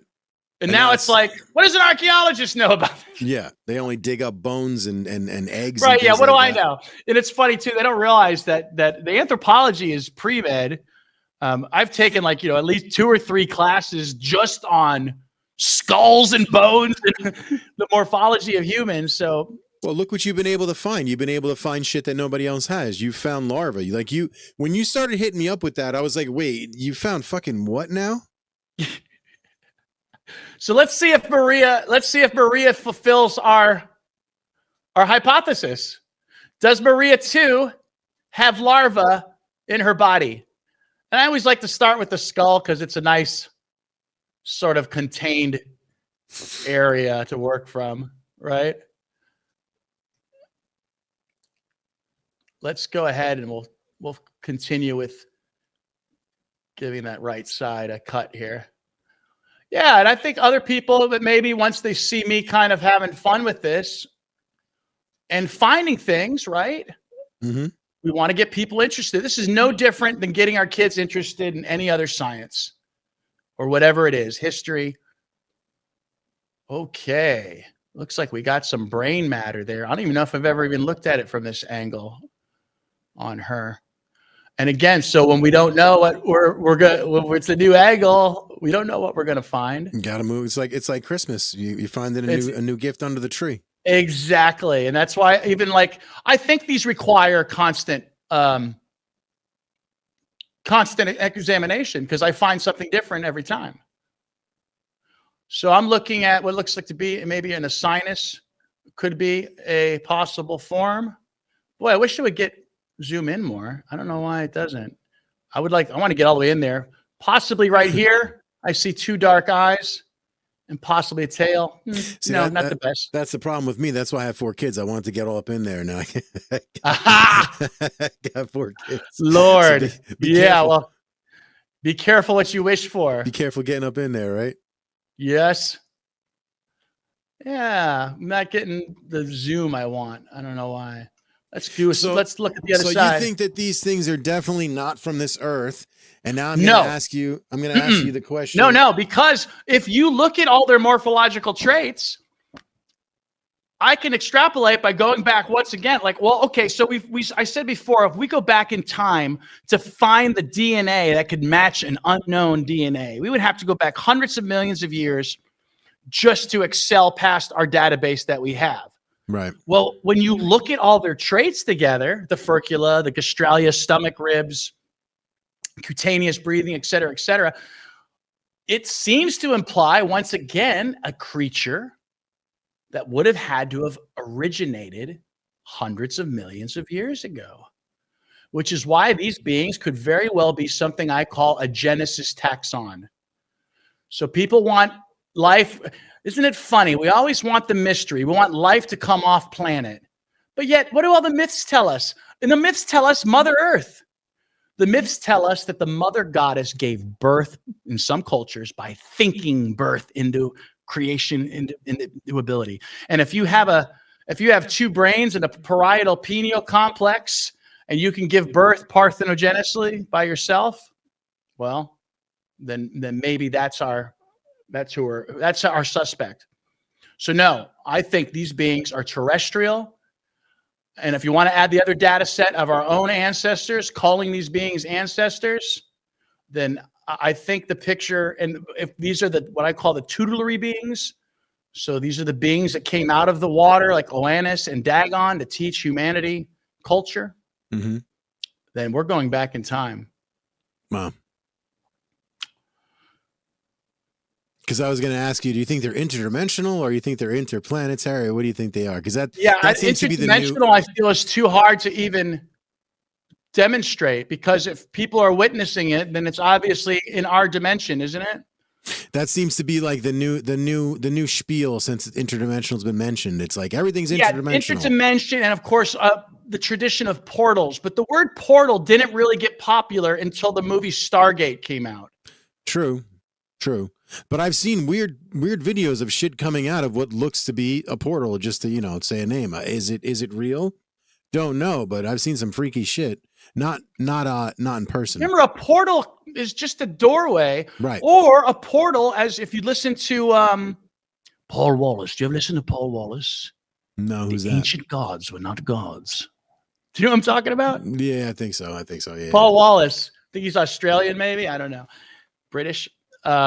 He says, that something like a portal could actually be a craft, because what is the definition of a portal? It's something that takes you from point A to point B. Mm-hmm. So for us to jump to interdimensions, I can't do it. I don't, and especially, you know, where I'm coming from. I'm coming from an archaeological background. And so we can say a lot of this is speculative, but I'm basing this off the evidence of the bodies and the evidence of cultural. Right. Yeah. What you're actually seeing, and you know, I get it. You can't speculate. You're basing it off of the physical evidence that you've got as far as these scans go. Which is why also, if I see someone posting like fake artifacts or something, I'm not above saying something about it, because I feel like I can't just accept, you know, all this ancient alien BS, because then it's sort of, you know, it could, you know, suggest that I think that my stuff is fake. So it's like, if I see fake stuff, I like to say, hey, I don't believe that, or that doesn't look. Yeah. I mean, these, listen, we had a huge flood, what, like 15,000 years ago? We don't know what the hell was on this earth before that, or during that, or where they went. Yeah. And if you listen to the Chinese myth about the flood, it's a lot more organized. It still has some of its fantastical moments, like the being gun.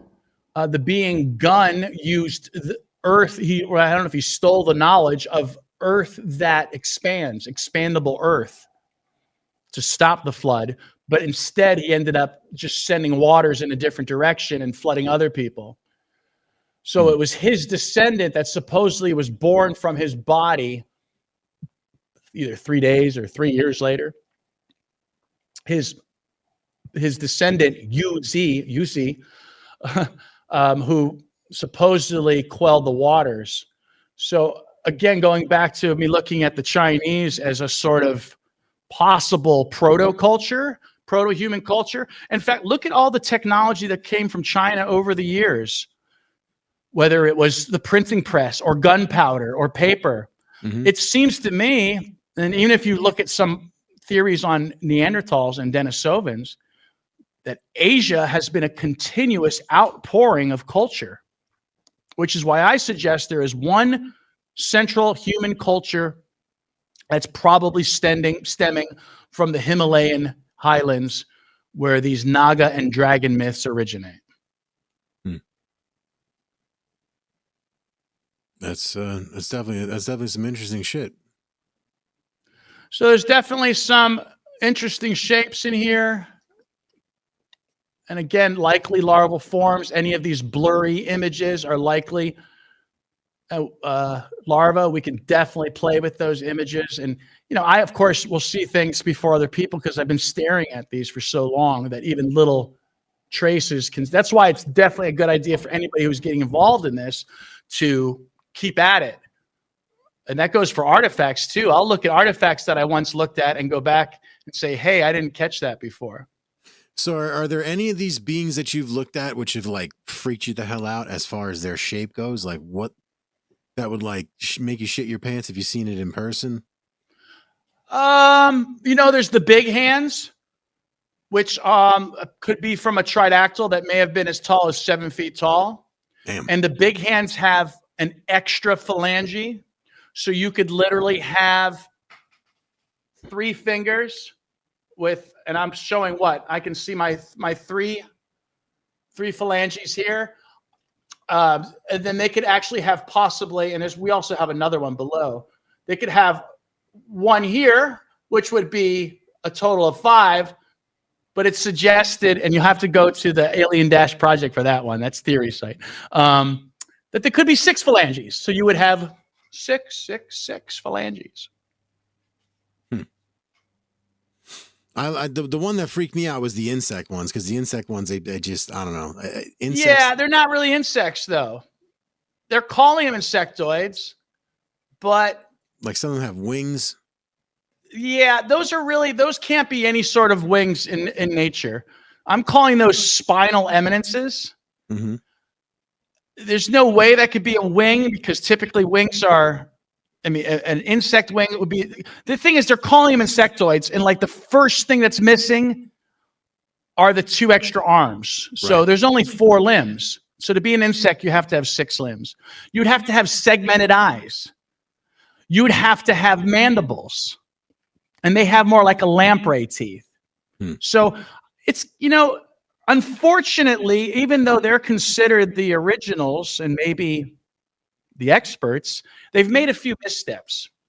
One, calling their website the-Alien Project.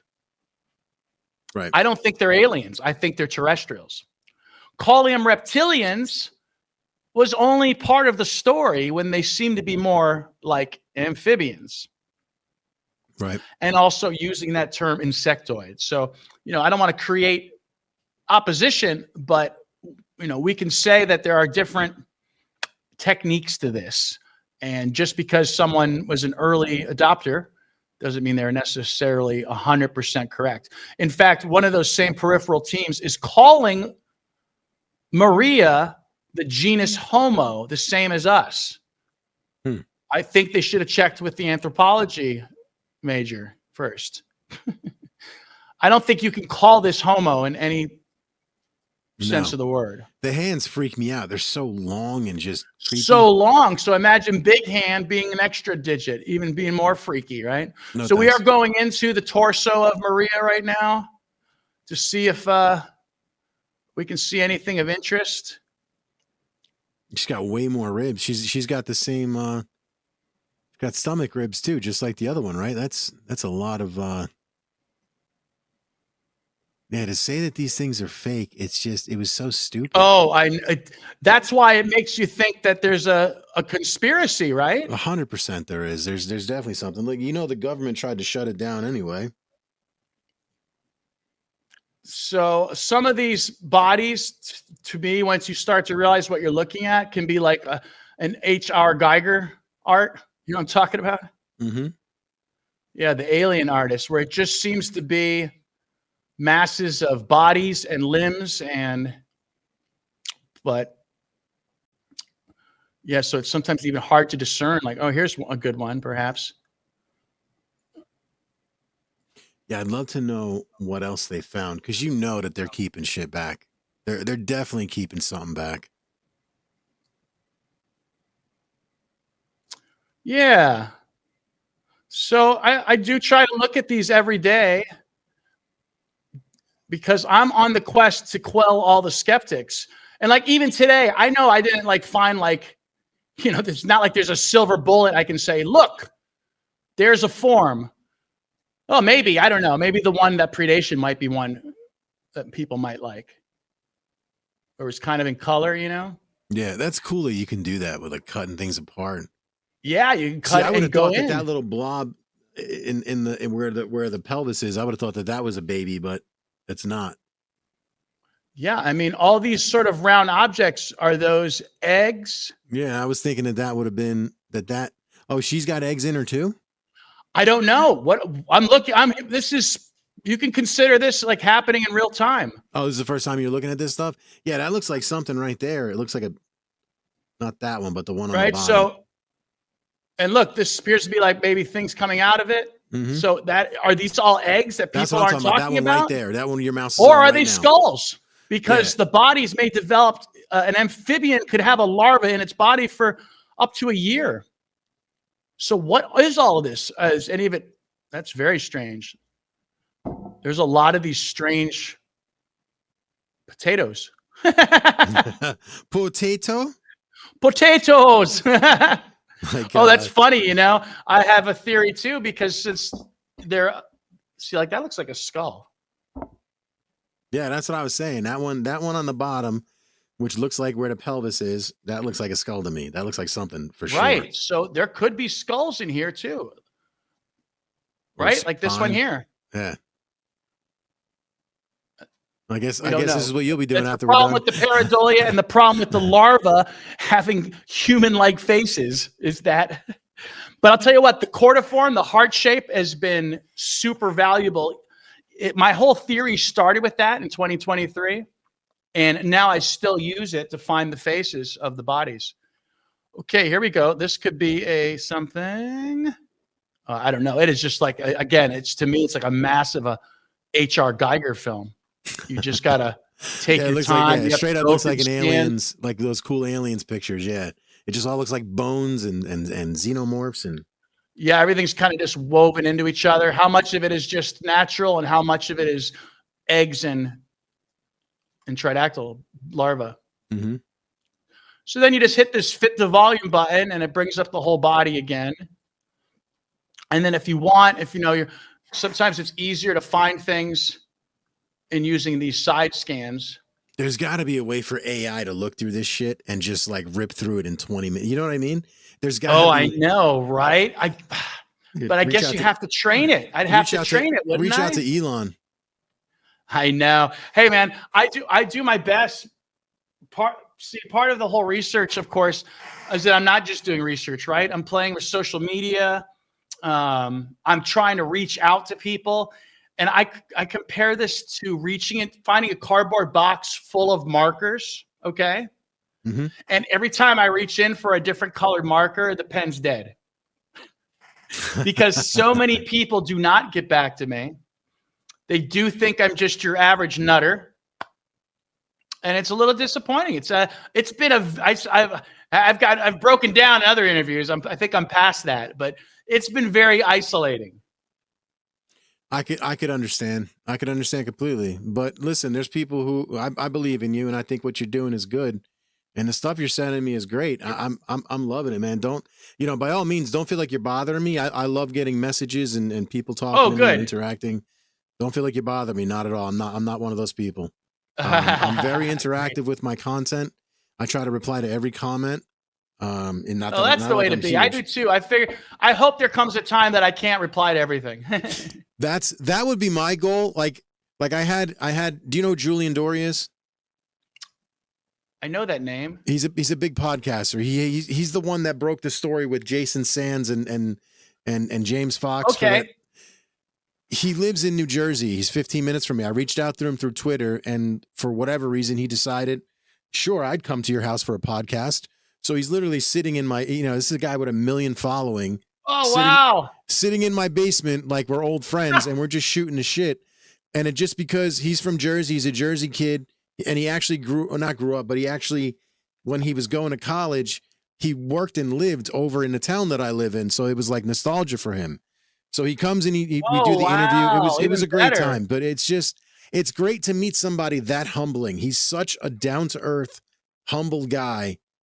And just an awesome person in general. It was cool to have him in my house, and I'll talk to anybody. I spoke to him, Michael Batista, you. I just want people to tell their story. If you have a story, I want you to be able to tell it. That's all great. I want. Well, thank you for that opportunity. Every time, my brother. This looks like it could be something. Yeah, what is that? Looks like a benign little face of a baby alien, my man. It's a baby alien. It's gonna come and get me. She's a pretty little Sheila. It's a baby alien. It's gonna come right out of the water and it's gonna bite me. So again, what you do is then, if I think this is a baby alien, I call it my Tridactyl larva hunt. You mark it. I put a little mark on it, right? And then what you can do is you go back to your 3D Maria, right? And you go check out that mark you just made. Huh. And you say, hey, there's a different view of it.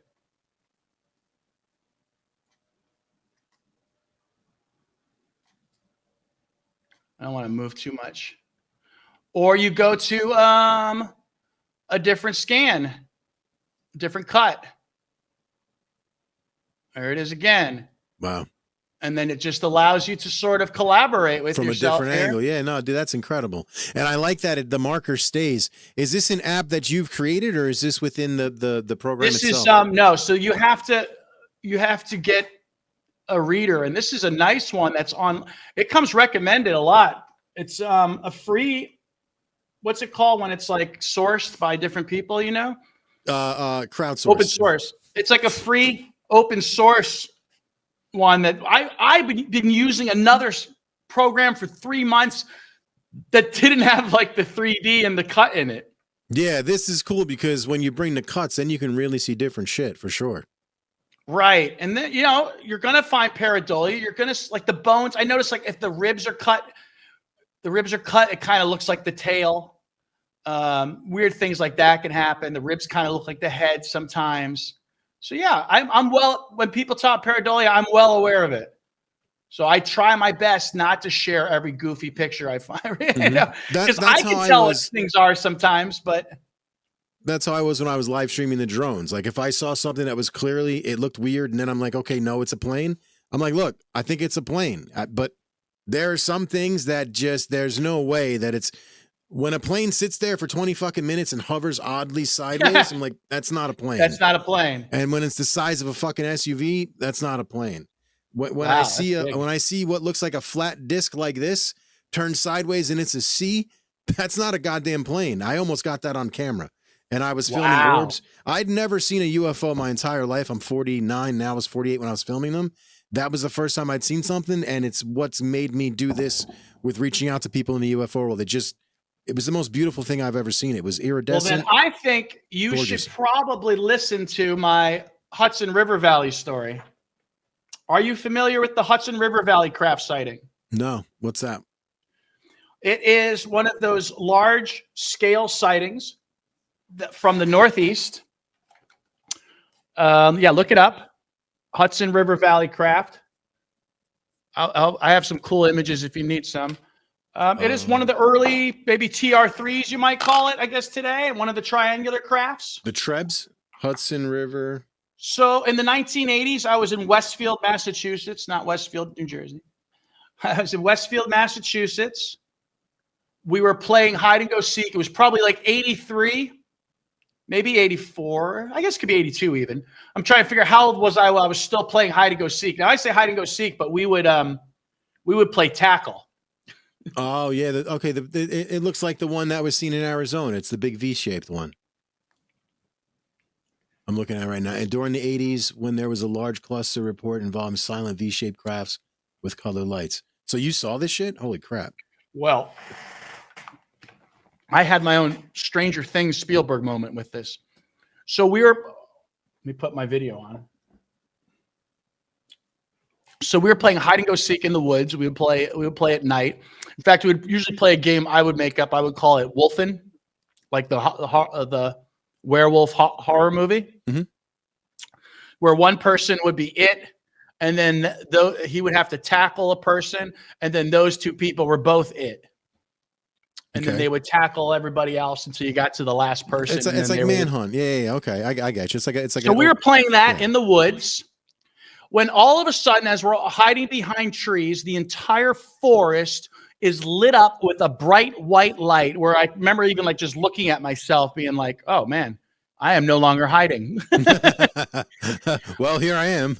And there, in a break in the trees, goes over our heads a black triangle with a red spotlight at the end, the infamous red spotlight. Now, when you say triangle, do you mean triangle shaped or pyramid shaped? I mean a triangular. Is that the front? Is the front the bow or the stern? The nose. A triangular nose went over the top of us. But flat in appearance or pyramid shaped? Do you know what flat. I mean? Because okay, so like a treb basically, but not a treb. Yes. Or TR3B, whatever. I call it trebs. Right, exactly. And after it went by, we continued playing, and I regret this today because just past the clump of trees we were hiding was a big open field to the mountains, my man. If I had just stepped out, I would have been able to tell you so much more. I would have seen. I'm remembering Patrick Stewart on the show Extras. I don't know if you ever saw it, where he talks about seeing some woman naked. I would have seen everything. I saw everything. It all. I would have seen it all. But I didn't. So I regret that to this day. But what I did see was incredible. And we discussed later how it was just a very low hum when it went by. Mm-hmm. And we were left saying this. We didn't say, oh, strange UFO. We said, weird plane. So, wow. Yeah, so I do have my Hudson River Valley craft sighting. Also, I've seen dancing stars. So little pinpoints of light. A friend of mine who was on LSD at the time, he says, hey, man, look in the sky. The stars are dancing. We're like, yeah, Dave, whatever. And we look up, and sure enough, there's these like white pinpoints of light zigzagging across the sky, staying in one pattern, one area. Now you got to keep in mind, we lived in Westfield, Mass. So I think we may have been one of the first people to actually see the Hudson River Valley craft, because if you look at some of the maps of the sightings, it's probably coming from Westover Air Force Base in Chicopee and was probably headed to, like, I think it's called Shepherd's Air Force Base in New York. Wow. And that's what I think happened. That's just, it's crazy. Yeah. And like I said, the way I found out about Dr. Greer was after I saw those zigzag things, it was like years later, I was on the set of the movie Big Trouble. I don't know if you've ever seen that. And I was, China? No, not Big Trouble in China, Little China. No, just called movie. Big Trouble, like circa 2000. Mm-hmm. I was an actor by the name of Stanley Tucci's stand-in for the film. Oh, nice. But the point is, we were out back, and I was telling this story to the actresses and everybody. Oh, yeah, back in like early 90s, we saw these dancing stars. One of the women looks up, and she says, there they are now. Now, I hadn't seen these things in years, and now there they were again, the zigzag stars. And that's how I found out about Dr. Greer, because I'm like, okay, this has had to happen to somebody before or something. And so I researched it. I did the research, and his name came up, and I was like, okay, so maybe I'm onto something here. Yeah, he's big into the CE5 stuff. I don't know what to make of him, to be honest with you. I don't know, like, to take what he said, because he's always, I was there and I did that. You know what I mean? It's kind of like like a Me Tooism with him. And that's what kind of leads me to, like, be leery of him. Oh, me too. But it's like, dude, you can't have seen everything. Like, I know. I got to watch my ego in this business, because a lot of people, I've already pissed off a couple people, I think, by self-fluffing. And I'm not saying it's not possible for him to have done these things, but, like, oh yeah, back in 97, I spoke to this, and back in 2000, like, okay, dude, like, all right. Yeah, it's true. I always tell, I have stories that I say are, unbelievable truths. Right. Because I've made a point of trying to live a somewhat interesting life without too much drama.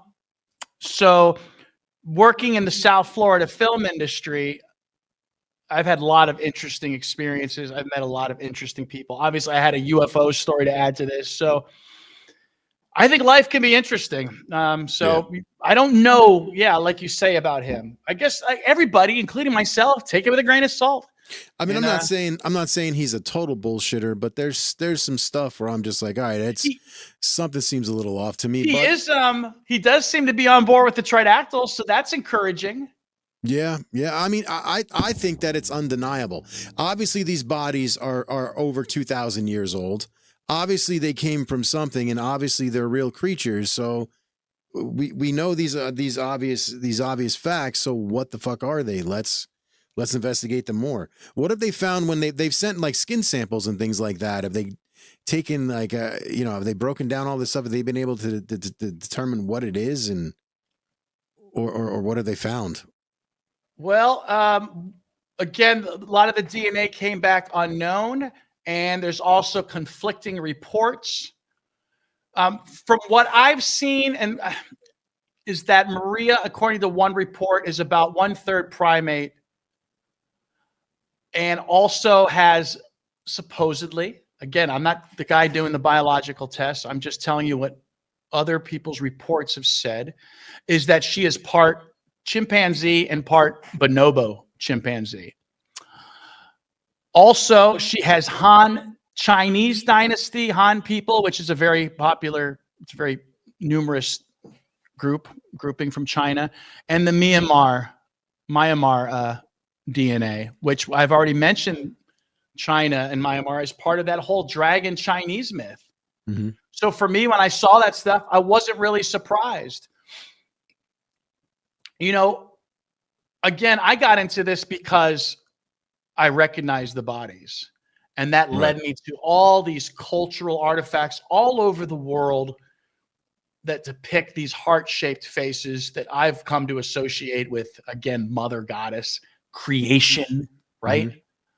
So between that myth and between the hundreds of millions of years of possible background, I think this is the biggest find of our time. I mean, it could be. I mean, this could be actual physical evidence of alien life from thousands of years ago. And, you know, listen, they've been here all throughout history. I think you should reframe that, though. It's not necessarily alien. We can say non-human. Right. Well, I always say, I always say alien and UFOs. I don't do the non-human and UAP. Well, I have a saying now. Reluctant. I say not aliens, ancestors. It could be for sure. Not reptilians, amphibians. Is there anything you'd like to leave us with on these? Like, where do you think the next step is? Where do we go from here with this? Well, real quick, since I'm looking at the scans while we're here. Look at these things. You got something in there? So again, their heart-shaped faces can be very human-looking, which lends itself to the pareidolia, because if you're seeing something that's human face, then you might not be seeing something. You might just be making that up, right? Right. And unfortunately, I can't seem to change the lighting much more on this. Let's try this. There we go. All right. Wow. See, immediately you change the lighting, you can see a little bit more. So again, this could be one right here. I see the two little black dots. I see an elongated form. They probably have dots on them. So anyway, I just wanted to show you that real quick. Do I want to leave us anything? Since I don't really get a chance to talk about the cultural stuff that much anymore, I would like to leave you with the Dendera imagery. Dendera, however you pronounce it. I'm terrible. I have to look at things to pronounce them right. I'm going to pull up a profound example, since you bore with me here and we went through all the biological stuff. No, I love that. Like I said, most people are infatuated with the craft. I am too, but I'm more so infatuated with what the hell's in the craft. What are their intentions, and are they trying to kill us or eat us? You know what I mean? I know. I think a lot of it, a lot of gearhead type of guys, they're going to want that craft, because it's what energy, what material they use, how fast did it go? All those cool things, right? Right. Like, I already know it can do some crazy shit. I don't care about that. What's the deal with these beings, and are they trying to eat us or kill us, or what are they trying to do? That's what I'm worried about. There's way too many abductions. Way too many abductions, or way too many people. Yes, so to answer that question, I'm hoping that they're just the constant gardeners, and that evolution. So I find it that the creationists and both the evolutionists maybe have gotten some things right. What do you mean by that? Well, I think evolution is something that may occur over time, but I think it needs a helping hand.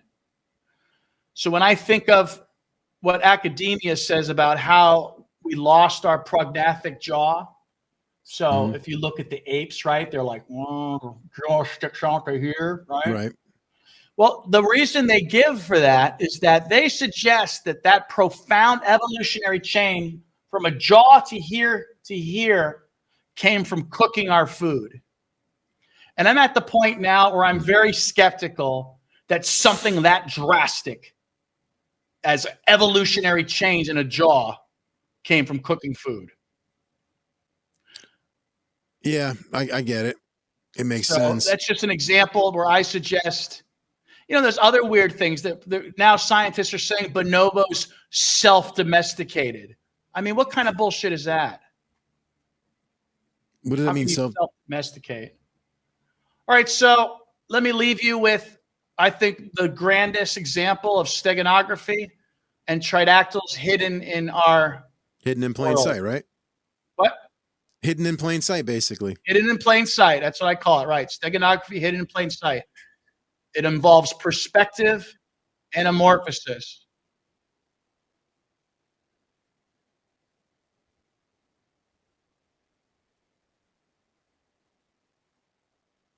Yeah, you see them right there. Huh. So you can see it. You said you see them right there. Yeah. Plain as day.